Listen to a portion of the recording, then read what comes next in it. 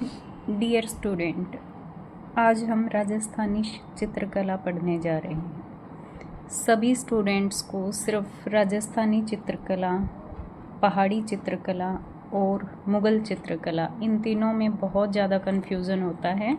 लेकिन अगर इनको हम बहुत ध्यान से पढ़ें, सिर्फ एक बार ध्यान से पढ़ने पर हम इनको बहुत अच्छे से याद कर सकते हैं। तो कन्फ्यूज़न को दूर करने के लिए कहीं कहीं पर हम ट्रिक्स का यूज़ करेंगे। पूरी चित्रकला जो है वो ट्रिक्स पे याद नहीं हो सकती, लेकिन कुछ जगह ऐसी होती हैं जहां हम ट्रिक लगा करके उनको लाइफ टाइम के लिए याद कर सकते हैं। जैसे आज हम राजस्थानी चित्रकला में मेवाड़ शैली को याद करेंगे। मैंने बोला है याद करेंगे, इसका अर्थ ये है कि जैसे ही मैं आप लोगों को पढ़ाऊंगी तो आपको वो चीज़ें साथ साथ याद हो जाएंगी। अब देखते हैं हम याद कैसे करेंगे। राजस्थानी चित्रकला, सबसे पहले देखिए राय कृष्णदास ने जो है इसका वर्गीकरण किया। जितनी भी चित्रकलाएं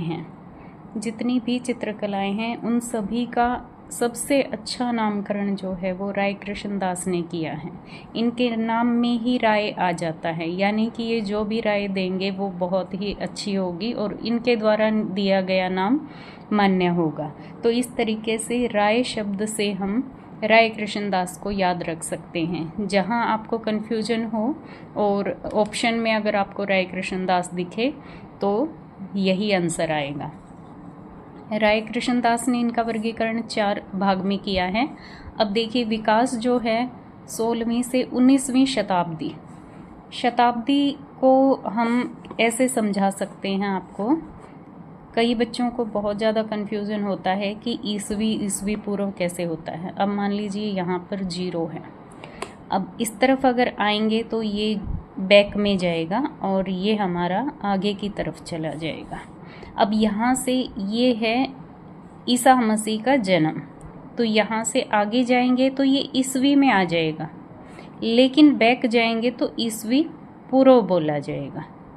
ठीक है, और इंग्लिश में इसको बिफोर क्रिस्ट बोलते हैं और इसको आफ्टर क्रिस्ट बोलते हैं। यानी कि बीसी होता है बिफोर क्रिस्ट ईसवी पूर्व और ईसवी होता है आफ्टर क्रिस्ट यानी कि ईसवी। तो इस तरीके से हम इसको याद रख सकते हैं। तो 16वीं से 19वीं शताब्दी, तो ये आ गया आपका AC। ठीक है, तो 16वीं से 19वीं शताब्दी। और हमेशा शताब्दी को हम ऐसे याद करेंगे कि अगर मान लीजिए 16वीं शताब्दी है तो 1500 समथिंग कुछ जो सन हैं वो सभी 16वीं शताब्दी में आ जाएंगे। जैसे अब 21वीं शताब्दी लगी हुई है लेकिन 2025 लगा हुआ है, लेकिन शताब्दी 21वीं बोली जाती है। तो इसी तरह से चरमोत्कर्ष जो है इसका विकास देखिए 16वीं से 19वीं शताब्दी। चरमोत्कर्ष यानी कि पूरा विकास जो था इसका, ये अपने चरम सीमा पर जब थी, जिसमें इस चित्रकला में कोई भी कमी नहीं रही थी, वो थी 17वीं से 18वीं शताब्दी। अब देखिए मेवाड़ चित्रकला, मारवाड़, हाड़ौती और ढूंढार।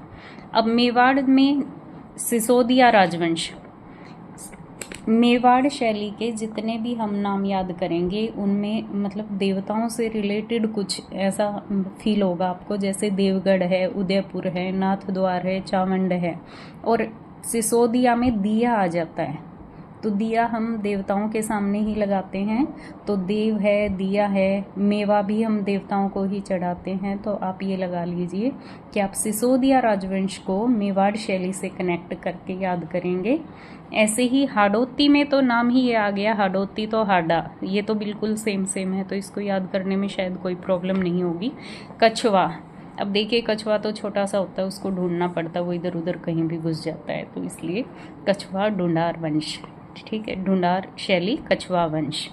तो इस तरीके से फिर सिर्फ ये रह गया आपका मारवाड़ आप याद कर सकते हैं कि राठौर जो बच गया वो मारवाड़ में आ जाएगा। अब मेवाड़ शैली के हम जो भी उपशैलियाँ हैं इनको हम याद करेंगे। देखिए ये ट्रिक है, देवना की चाची मेवाड़ गई, यहाँ पर मैंने गई नहीं लिखा है, देखिए गई। देवना की चाची मेवाड़ गई। दे से देवगढ़, ऊ से उदयपुर, ना से नाथद्वार और चाची, चा से चामुंड। तो इसको हम ऐसे याद करेंगे, देवगढ़, उदयपुर, नाथद्वार, चामुंड। जब आप इसे 3-4 बार अगर लिख के देख लेंगे, एक रफ नोटबुक साथ लेके बैठेंगे और अगर आप लिख के देखेंगे ना इसको, तो ये फटाफट याद हो जाएगा। ऐसे ही फिर आ जाएगा आज उसे ढूंढेंगे। तो ढूंढेंगे में ढूंढार आ जाता है, ठीक है। तो ढूंढार शैली वालों के नाम आप ऐसे याद करेंगे, आ गया तो आमेर, आ से आमेर, और आ आया है यानी कि इसको 2 बार कर दो आप। तो आमेर अलवर, ऊ से उनियार, उसे से उनियार हो गया, और आज उसे ढूंढेंगे, ज से हो गया जयपुर और शेखावटी, ठीक है। आज उसे ढूंढेंगे। अब देखिए मारवाड़ शैली है, ये है, इसको करेंगे हम अजो नबी की जय। अजो नबी, अज आ गया तो अजमेर हो गया, जो आ गया तो जोधपुर हो गया, नागौर, बीकानेर, किशनगढ़, जैसलमेर। आप इस ट्रिक को कहीं पर भी नोट कर लें और उसके साथ इनको कनेक्ट करेंगे तो आप इजीली याद कर पाएंगे। अब आगे आ जाते हैं हम।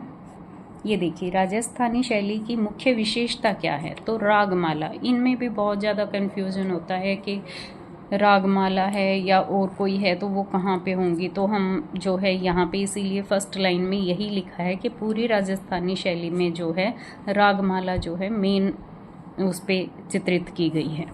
अब मेवाड़ शैली में आते हैं, तो मेवाड़ शैली की स्थापना बप्पा रावल। अब देखिए बप्पा, गणपति बप्पा, और मेवा, मेवा भगवान को ही चढ़ाया जाता है, तो 2 बार आप ऐसे बोलेंगे बप्पा मेवा, फिर बप्पा रावल मेवाड़।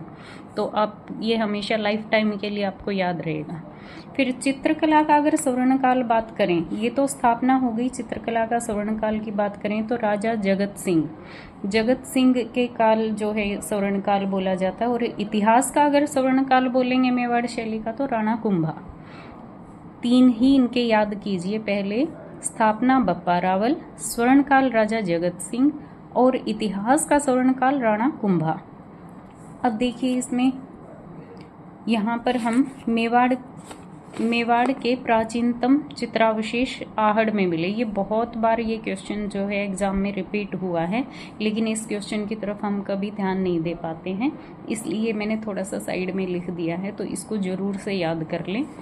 अब देखिए मेवाड़ शैली की विशेषता और एक बार देख लेते हैं, फिर हम यहाँ आते हैं। मेवाड़ शैली की विशेषता, मीनाकृत आंखें। मीना होती है मछली, यानी कि ऐसी मछली जैसी आंखें, ऐसी आंखें, ठीक है, मछली जैसी आंखें बनी।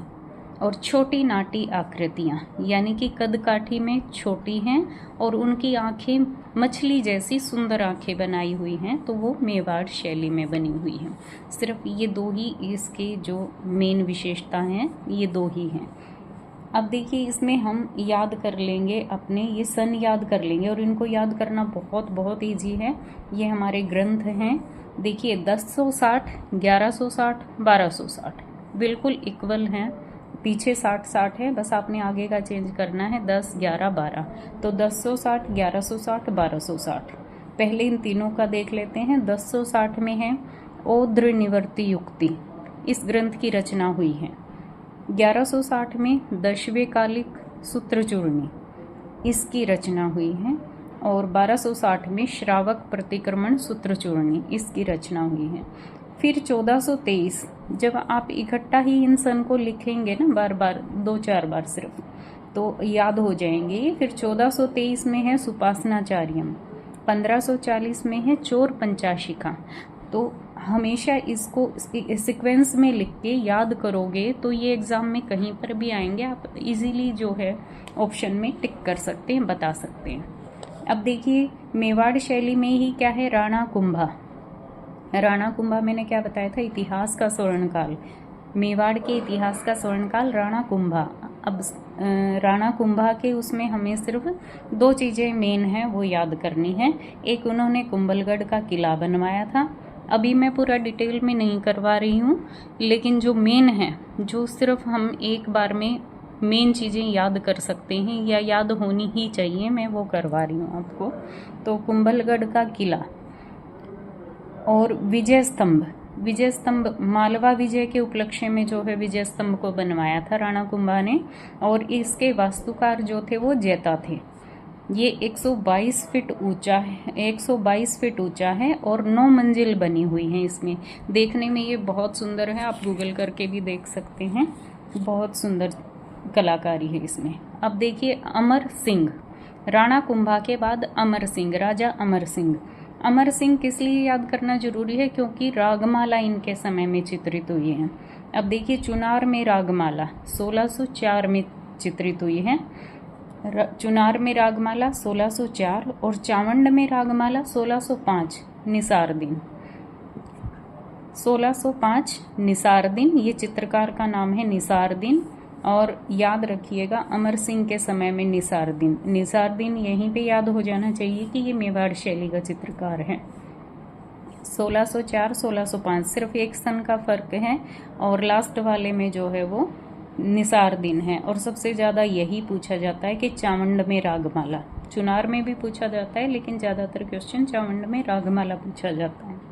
फिर देखिए महाराणा प्रताप को याद करेंगे, हमेशा याद रखिए मेवाड़ शैली में महाराणा प्रताप। ढोला मारू ये इसलिए इम्पोर्टेंट है क्योंकि ढोला मारू का पहली बार चित्रण इन्हीं के काल में हुआ, और चित्रकार कौन है? यही है निसार दिन, जिन्होंने चावंड में रागमाला चित्रित की है, उन्हीं ने ढोला मारू में चित्रकारी की है। निसार दिन है और इसकी ढोला मारू की भाषा जो है वो डिंगल पिंगल है। लेकिन अगर क्वेश्चन आए कि सबसे ज़्यादा जो है ढोला मारू कहाँ पर चित्रित हुआ है, तो वो जोधपुर में चित्रित हुआ है। अब आ जाइए मेवाड़ शैली के चित्रकारों में। मेवाड़ शैली के चित्रकारों में देखिए निसार दिन तो यहाँ पर आ गया था 2 बार, तो ये तो याद हो ही गया, इसको याद करने की अब ज़रूरत शायद नहीं है। अब देखिए साहिब दिन मनोहर, साहिब देखिए बड़ा मतलब अच्छा सा वो लग रहा है जैसे कोई साहब है, और मनोहर मनो यानी कि मन करके, यानी कि देखिए साहब जो है बड़े मन से जो है वो मेवाड़ गए। इसको इस तरीके से इन दोनों को एक साथ हम याद कर सकते हैं कि साहब जो है वो बड़े मन से जो है मेवाड़ घूमने गए, या कुछ इस तरीके से। तो साहिबदीन और मनोहर, अब 3 आर्टिस्ट आपके याद हो गए होंगे, निसारदीन, साहिबदीन और मनोहर। अब देखिए नाना राम भीखम जगन्नाथ, इनको भी हम ऐसे ही देखिए, कुछ ट्रिक आप खुद भी बना सकते हैं जैसा आपको सही लगे। अब हर चीज़ ट्रिक से तो याद नहीं होती है, लेकिन हम ऐसे याद कर सकते हैं। अब देखिए ये नाना राम तो याद करना पड़ेगा क्योंकि इन्होंने पारिजात अवतरण इसको चित्रित किया है 1540 में। नाना राम पारिजात अवतरण 1540। फिर आ जाएगा साहिबदीन बहुत मेन आर्टिस्ट हैं। रामायण का युद्ध कांड चित्रित किया है 1652 में, जो इस समय लंदन संग्रहालय में है। और फिर उत्तरकांड जो है इसका सर्वोत्कृष्ट चित्रित ग्रंथ है या चित्र है उत्तरकांड, जो मारू रागिनी में है। नाथ द्वार चित्रकार नारायण चतुर्भुज, उदयराम, घासीराम, तुलसीराम, कमला, इलायची, इन चित्रकारों के नाम आते हैं जैसे किसी भगवान के नाम हैं। देखिए नाथ द्वार यानी कि भगवान का द्वार, एक तरह से हम ऐसे याद कर सकते हैं। तो इनके नाम भी देखो, इनके चित्रकारों के नाम कैसे हैं? नारायण, चतुर्भुज, भाई 4 हाथ भी तो भगवान के ही होते हैं। उदय राम, अब देखिए सबके नाम के पीछे यहाँ पर राम लगा हुआ है ना, तो आ गया राम का नाम भी आ गया इसमें, उदय राम, घासी राम, तुलसी राम, है ना। और सिर्फ 2 यहाँ पर फीमेल आर्टिस्ट हैं, कमला और इलायची। इलायची नाम बड़ा यूनिक सा है, मसाले का ही नाम है, तो इस तरीके से इसको नाथ द्वार से कनेक्ट करके याद कर सकते हैं कि बड़ी खुशबू आती है इससे। तो कमला इलायची जो है वो नाथ द्वार के हो गए। नाथ द्वार में ये भगवान कृष्ण के लिए चित्रकारी की जाती है। तो वहाँ पर जो है आप अगर NCERT की बुक में देखेंगे तो एक वहाँ पर जो है चित्र है श्रीनाथ जी रूप में कृष्ण शरद पूर्णिमा मनाते हुए।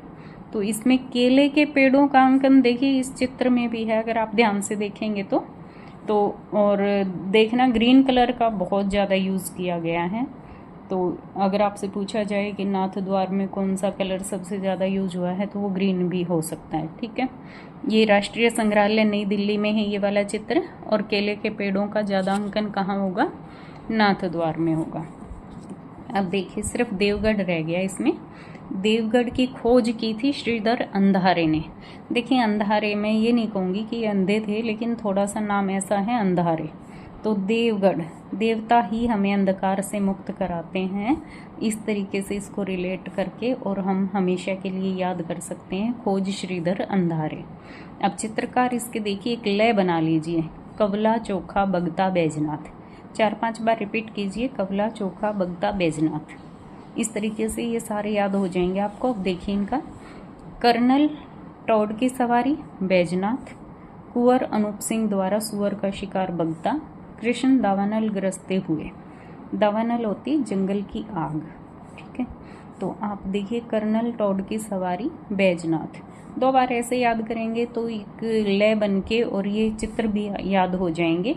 और ज़्यादा चित्र नहीं है इसमें, सिर्फ 3 चित्र हैं, तो आप ये आराम से याद कर सकते हैं। अगर ऐसे ही अच्छे से ट्रिक से अगर चीज़ें लाइफ टाइम के लिए याद करनी है तो आप हमारे चैनल को सब्सक्राइब कर सकते हैं, लाइक कर सकते हैं। और अगर नेक्स्ट वीडियो आपको चाहिए तो आप कमेंट करके बता सकते हैं। Thank you.